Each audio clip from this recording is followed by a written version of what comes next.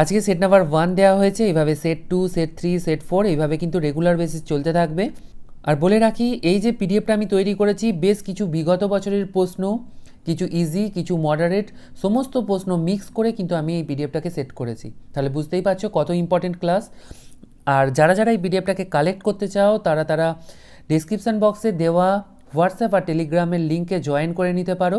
সেখানে আমি রোজ বেসিসে পিডিএফ আপলোড করতে থাকবো, তোমাদের যাদের প্রয়োজন তোমরা কালেক্ট করে নেবে। ঠিক আছে, তো চলো শুরু করা যাক। দেখো, প্রথম প্রশ্ন বলা হয়েছে, select the correct answer to fill in the blank. I am sure I dash him before.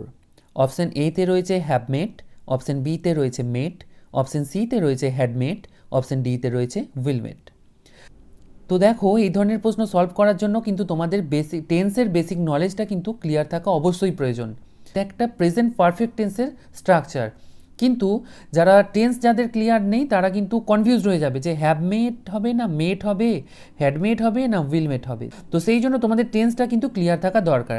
তো তোমাদের আগে প্রেজেন্ট পারফেক্ট টেন্সটা একটু ক্লিয়ার করে দিই, তারপর আমি এই প্রশ্নে ফিরছি। দেখো, প্রেজেন্ট পারফেক্ট টেন্সের স্ট্রাকচারটা কীরকম হয়। সেন্টেন্সের মধ্যে সাবজেক্ট থাকতে হবে, হ্যাজ অর হ্যাবের মধ্যে যে কোনো একটা থাকতে হবে, ভার্বের থার্ড ফর্ম হতে হবে, আর তার সাথে থাকতে হবে অবজেক্ট। ঠিক আছে, যখন কোনো সেন্টেন্সের মধ্যে সাবজেক্ট, হ্যাভ অর হ্যাজের মধ্যে যে কোনো একটা ভার্বের থার্ড ফর্ম পাবে আর অবজেক্ট পাবে, তখন তুমি কনফার্ম থাকবে সেইটা হয়ে গেল প্রেজেন্ট পারফেক্ট টেন্স। ঠিক আছে, পিডিএফটা পাওয়ার পর তোমরা এক্সাম্পলগুলো একটু দেখে নিও, তোমাদের সুবিধা হবে। এবার মেন প্রশ্নে ফেরা যাক। দেখো কি বলা হয়েছে, I am sure I dash him before. তাহলে সঠিক উত্তর কী হবে? Option A have made. কেন হবে? দেখো, এখানে আমরা কি বলেছিলাম, প্রেজেন্ট পারফেক্ট টেন্সের রুল অনুযায়ী সাবজেক্ট থাকবে, হ্যাঁ আছে, আই হলো সাবজেক্ট, থাকবে হ্যাভ আর হ্যাজের মধ্যে হ্যাভ আছে, ভার্বের থার্ড ফর্ম হবে, হ্যাঁ অবশ্যই মিটের থার্ড ফর্ম আছে মেড, তারপর আছে অবজেক্ট, হ্যাঁ অবজেক্টও আছে হিম বিফোর। তাহলে আমরা এটা দেখেই বুঝতে পারছি আমাদের প্রেজেন্ট পারফেক্ট টেন্সের যে স্ট্রাকচার সেটাকে পুরোপুরিভাবে ফুলফিল করেছে। তাহলে আমাদের অপশান এ হবে সঠিক উত্তর, have made. I am sure I have made him before. আমি শিওর আমি তার সাথে দেখা করেছিলাম। হ্যাঁ, আরেকটা কথা বলে রাখি, দেখো এই যে প্রেজেন্ট পারফেক্ট টেন্স এর একটা বাংলাতেও একটা আক্ষরিক মিনিং আছে, এই মিনিংটাও তোমাদের জেনে রাখা খুব দরকার। যখন কোনো কাজ অতীতকালে শুরু হবে এবং তার ফল বর্তমান থাকবে, তখন সেটা কিন্তু প্রেজেন্ট পারফেক্ট টেন্স হয়। আই অ্যাম শিওর, আমি sure, I have made him before, আমি তার সাথে এর আগেও দেখা করেছি বা এর আগে তার সাথে আমার দেখা হয়েছে। তাহলে কি বলা হচ্ছে না, তার সাথে আমার যে দেখা হয়েছিল সেটা তো অতীতকালের ঘটনা, তাই না? আর আমি বলছি কখন? প্রেজেন্টে, আজকে দাঁড়িয়ে বলছি। অতীতকালে ঘটে গেছিল কিন্তু তার ফল এখনও বর্তমান, তাই এটা হলো প্রেজেন্ট পারফেক্ট টেন্স। ওকে, নেক্সট প্রশ্নে আসা যাক। 2 নম্বর প্রশ্নে বলা হয়েছে ফোবিয়া অফ গেটিং ফ্যাট, মানে হলো মোটা হয়ে যাওয়ার ভয়কে কি বলা হয়। দেখো, অপশান এতে রয়েছে অ্যানোরেক্সিয়া, অপশান বিতে রয়েছে বাথোফোবিয়া, অপশান সিতে রয়েছে লিপোফোবিয়া, অপশান ডিতে রয়েছে অক্লোফোবিয়া। সঠিক উত্তর হবে অপশান সি লিপোফোবিয়া। লিপোফোবিয়া আমাদের সঠিক উত্তর হবে। এই লিপোফোবিয়া বা মোটা হয়ে যাওয়ার একটা আমি এক্সাম্পল দিচ্ছি। যেমন ধরো, কিছু মানুষ আছে দেখবে, তাদেরকে তুমি যদি একটা সিম্পল একটা বিস্কুটও ধরাও তাহলে বলবে না ভাই আমি খাবো না, আমি মোটা হয়ে যাব। এই ছোটো কিছুতেও যারা ভয় পায়, মানে এই ছোটো কিছু খাবারেও যারা ভয় পায় যে একটু কিছু এটা খেলাম তো মোটা হয়ে যাব, ওটা খেলাম তো মোটা হয়ে যাব, তো এই ভয়টাকে বলা হয় লিপোফোবিয়া। ঠিক আছে, আর দেখো অপশান ডিতে কি রয়েছে, অক্লোফোবিয়া। এই অক্লোফোবিয়াও কিন্তু একটা ইম্পর্টেন্ট টার্ম, তো এটারও মানে তোমাদের জেনে রাখা দরকার। অক্লোফোবিয়া কাদের বলা হয়? যারা ভিড়কে ভয় পায়। ধরো কোনো একটা জায়গায় মেলা হচ্ছে, মেলায় যাব না বাবা, মেলায় গেলে যদি সবার মধ্যে হারিয়ে যায়, এই যে ভয়টা মনের মধ্যে তৈরি হয়, এদের এই ফোবিয়াটাকে বলা হয় অক্লোফোবিয়া। ঠিক আছে, তো চলো নেক্সট প্রশ্নে আসা যাক। প্রশ্ন নাম্বার 3-এ কি বলা হয়েছে, a wise man always cut his coat according to one's cloth if he wants to be successful in his life. কি করতে বলা হয়েছে? Choose the correct meaning of the quoted idioms. বলা হয়েছে তোমাকে একটা ইডিয়ামস দেওয়া হয়েছে, এই ইডিয়ামসের আক্ষরিক অর্থ অপশানের মধ্যে কোনটা হবে। দেখো, অপশান এতে কি আছে, be honest in your dealing, option বিতে রয়েছে work according to your capacity, option সিতে রয়েছে live within your mean, option ডিতে রয়েছে ডোন্ট বি টু অ্যাম্বিসিয়াস। তো এর সঠিক উত্তর হবে option C, live within your mean. এর আক্ষরিক অর্থ হলো আয় অনুযায়ী ব্যয় করা। তাহলে cut his coat according to one's cloth, এর আক্ষরিক অর্থ কি হচ্ছে, লিভ উইদিন ইয়োর মিনস, আয় অনুযায়ী ব্যয় করো। তো চলো নেক্সট প্রশ্নে আসা যাক। নাম্বার 4-এ কি বলা হয়েছে, I dash him for a long time. তো আমি বলবো একবার তোমরা ভিডিওটাকে পজ করে নিজেরা ট্রাই করে নাও। আশা করি ট্রাই করে নিয়েছো। অপশান এতে কি বলা হয়েছে, হ্যাভ নোন। অপশান বিতে রয়েছে নোন। অপশান সিতে রয়েছে হ্যাড নোন। অপশান ডিতে রয়েছে শুড হ্যাভ নোন। বুঝতেই পারছো এক্স্যাক্ট সেম ফরমেশনেরই প্রশ্ন কিন্তু তোমাদের একটু আগেই করালাম। প্রেজেন্ট পারফেক্ট টেন্স, এখানেও দেখো প্রেজেন্ট পারফেক্ট টেন্স হয়েছে। তো আরেকবার রিভাইজ করে নিই। দেখো কি বলেছিলাম যে প্রথমে তোমার থাকবে সাবজেক্ট, হ্যাঁ দেখো সাবজেক্ট আছে। কি বলেছিলাম, হ্যাভ আর হ্যাজের মধ্যে একটা থাকবে, হ্যাঁ দেখো হ্যাভ আর হ্যাজের মধ্যে আমাদের হ্যাভ কিন্তু আছে। এবার বলেছিলাম ভার্বের থার্ড ফর্ম হবে, ভার্বের থার্ড ফর্ম হ্যাঁ নোন হলো, ভার্বের third form known you known. আর তার সঙ্গে থাকবে অবজেক্ট, হ্যাঁ অবজেক্টও আছে। তাহলে কিন্তু এটা আমাদের প্রেজেন্ট পারফেক্ট টেন্সের যে রুল তাকে সম্পূর্ণভাবে স্যাটিসফাই করলো। সঠিক উত্তর কি হয়ে গেল, অপশন এ হ্যাভ নোন। তো চলো নেক্সট প্রশ্ন দেখা যাক। প্রশ্ন number 5, Sachin is an indifferent student, he is often all at sea. কি করতে বলা হয়েছে, choose the correct meaning of the quoted idiom. Same আর একটা ইডিয়াম দেওয়া হয়েছে, কোট করা পোর্শনের অর্থ কি হবে, মানে অল অ্যাট সি এর আক্ষরিক অর্থ জানতে চাওয়া হয়েছে। অপশন এতে রয়েছে a state of shock, option বিতে রয়েছে ভেরি নলেজেবল, অপশন সিতে রয়েছে ডেঞ্জার, অপশন ডিতে রয়েছে কনফিউজড। তাহলে আমাদের সঠিক উত্তর হবে অপশন ডি, কনফিউজড। এর সঙ্গে বলে রাখি এই অপশানগুলোর মধ্যে কনফিউজডের বদলে কিন্তু আরও দুটো অপশান পরীক্ষায় থাকে। তার মধ্যে দেখো আমি দুটোই দিয়ে রেখেছি, পারপ্লেক্সড আর পাজেল। যদি অপশান ডি এর কনফিউজডের বদলে পারপ্লেক্সড অথবা পাজেল থাকতো তাহলে কিন্তু সেটাই সঠিক উত্তর হতো। ঠিক আছে, তো চলো নেক্সট প্রশ্ন দেখা যাক। নেক্সট প্রশ্ন বলেছে I dare not dash go outside now.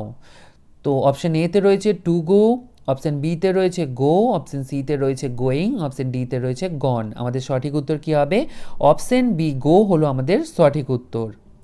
Next প্রশ্ন দেখা যাক, প্রশ্ন নাম্বার 7। প্রশ্ন নাম্বার 7-এ কি বলা হয়েছে, change the voice of the verb and select the correct answer. The script is being written. তো অনেকেই সেন্টেন্সটা দেখেই বুঝে গেছো এটা আমাদের প্যাসিভ ভয়েসে দেওয়া হয়েছে আর জানতে চাওয়া হয়েছে এর অ্যাক্টিভ ভয়েসটা কি হবে। তো দেখো এই ধরনের ভয়েস চেঞ্জ করতে গেলেও কিন্তু তোমার টেন্স ক্লিয়ার থাকা অবশ্যই প্রয়োজন। যেমন ধরো এই সেন্টেন্সে প্রেজেন্ট কন্টিনিউয়াস টেন্স ইউজ করা হয়েছে। যারা যারা প্রেজেন্ট কন্টিনিউয়াস টেন্স জানো তাদের জন্য খুবই ভালো, যারা জানো না তাদের জন্য শর্টে একবার বলে দিচ্ছি, দেখে নাও। দেখো এখানে দুটো বক্স করা আছে প্রেজেন্ট কন্টিনিউয়াসে, তার মধ্যে একটা হলো অ্যাক্টিভ ভয়েস আর একটা হলো প্যাসিভ ভয়েস। ঠিক আছে, তো প্রেজেন্ট কন্টিনিউয়াসের অ্যাক্টিভ ভয়েসে অ্যাম ইজ আর থাকবে আর ভার্বের সাথে থাকবে আইএনজি।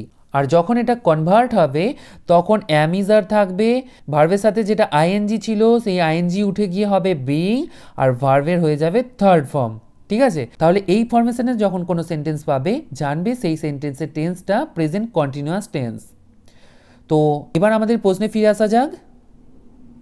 দেখো প্রশ্নে কি বলা হয়েছে, the script is being written.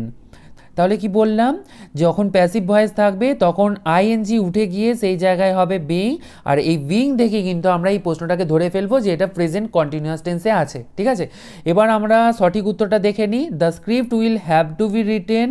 Option এতে, অপশান বিতে রয়েছে রাইট দ্য স্ক্রিপ্ট, অপশান সিতে রয়েছে they are writing the script, option ডিতে রয়েছে they have been writing the script.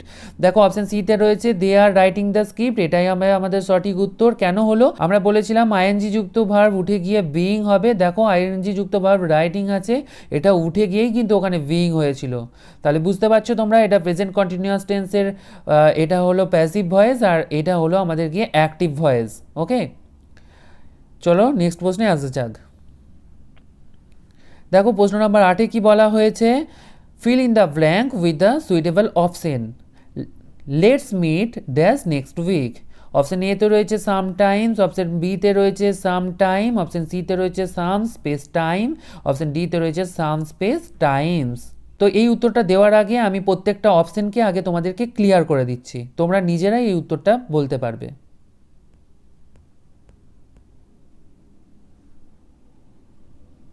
দেখো প্রথমে কি রয়েছে, সাম টাইম। সাম টাইম হলো an unspecified or unknown time বোঝাতে সাম টাইম বলা হয়। যখন সেন্টেন্সের মধ্যে পার্টিকুলার কোনো টাইম উল্লেখ নেই তখন সেক্ষেত্রে সামটাইম হবে। সামটাইমস কখন হবে? অকেশনালি বোঝালে সেই ক্ষেত্রে আমাদের হবে সামটাইমস। আর সামটাইম কখন হবে? আ পিরিয়ড অফ টাইম বোঝাতে সামটাইম ইউজ করা হয়। যেমন ধরো Sunday to Monday, July to August, এই ধরনের একটা টাইম স্প্যানকে বোঝানো হচ্ছে, তখন সেক্ষেত্রে আমরা সাম স্পেস টাইম ইউজ করব। আর সাম টাইমসও প্রায় সিমিলার, তোমরা দেখে নিও একটুখানি। তো চলো প্রশ্নে আসা যাক। তো আমরা পড়েছিলাম আনস্পেসিফাইড টাইম থাকলে কি হয়? সাম টাইম হয়। তাহলে অপশন বিতে আছে আমাদের সাম টাইম। এখানে দেখো বলা হয়েছে let meet dash the next week, next সপ্তাহে চলো দেখা করা যাক, চলো দেখা করা যাক নেক্সট সপ্তাহে, কিন্তু এক্স্যাক্ট সপ্তাহের কোন দিন সেটা কিন্তু উল্লেখ করা নেই। তাহলে বোঝা যাচ্ছে যে অপশন বি আমাদের সঠিক উত্তর, some time.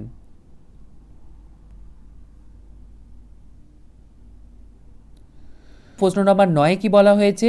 Choose the meaning of the idiom that is underline in the given sentence. He says he has invented a time machine which is clearly a load of cobblers. এখানে একটা idioms দিয়ে দেওয়া হয়েছে, আ load of কবলার্স। এই ইডিয়ামসটার আক্ষরিক অর্থ আমাকে জানতে চাওয়া হয়েছে। অপশন এতে রয়েছে জেনুইন, অপশন বিতে রয়েছে গ্রেট, অপশন সিতে রয়েছে ননসেন্স, আর অপশন ডিতে রয়েছে সিগনিফিকেন্ট। তাহলে আমাদের সঠিক উত্তর কি হবে? সঠিক উত্তর হবে option C, nonsense. A load of cobblers মানে হলো ননসেন্স। এবার আসা যাক প্রশ্ন নাম্বার 10-এ। দেখো 10 নম্বর প্রশ্নে কি বলা হয়েছে? অ্যান্টোনিম অফ লোথসাম, লোথসাম ওয়ার্ডটার অ্যান্টোনিম জানতে চাওয়া হয়েছে। তাহলে সবার আগে আমাদেরকে জানতে হবে যে লোথসাম কথাটির অর্থ কি। লোথসাম কথাটির অর্থ হলো ঘৃণ্য। অপশন এতে কি রয়েছে? ডিটেলস, অপশন বিতে রয়েছে বিউটিফুল, অপশন সিতে রয়েছে হ্যান্ডসাম, অপশন ডিতে রয়েছে পিসফুল। এখানে দেখো অপশন এতে যেটা রয়েছে ডিটেলস, এই ডিটেলসের কথাটির অর্থ হলো ডিসলাইক, ঠিক আছে। আর আমাকে কি জানতে চাওয়া হয়েছে? লোথসাম, লোথসাম মানেও কিন্তু ঘৃণ্য। তাহলে এখানে বলতে পারো এই যে ডিটেস্টেড ওয়ার্ডটা দেওয়া হয়েছে এটা প্রায় সিনোনিম, এ তো একদমই হবে না। অপশন বিতে রয়েছে বিউটিফুল, অপশন সিতে রয়েছে হ্যান্ডসাম, অপশন ডিতে রয়েছে পিসফুল। পিসফুল তো মোটেই হবে না, হ্যান্ডসামও নয়। হ্যান্ডসাম পার্টিকুলার জেন্ডার বেসিসে বলা হয়, ছেলেদেরকে বলা হয় হ্যান্ডসাম। আর এখানে তাহলে আমাদের অপশন বি বিউটিফুল হবে আমাদের সঠিক উত্তর। ওকে, চলো নেক্সট প্রশ্নে যাওয়া যাক। দেখো 11 নম্বর প্রশ্নে কি বলা হয়েছে? Synonym of accoutrements. এখানে অ্যাকাউন্টারমেন্টস ওয়ার্ডটির সিনোনিম জানতে চাওয়া হয়েছে। তো বলে রাখি ওয়ার্ডটা কিন্তু কোনো কোনো ক্ষেত্রে ওয়ান ওয়ার্ড হিসাবেও দেওয়া হয়, যেখানে দেওয়া থাকে an additional item of dresses or equipments. তাহলে এখানে দেখেই বুঝতে পারছো ইকুইপমেন্ট ওয়ার্ডসটা এর মধ্যেই রয়েছে। তাহলে আমাদের সঠিক উত্তর কি হচ্ছে? Option B, equipments. ওকে, এবার চলো নেক্সট প্রশ্নে আসা যাক।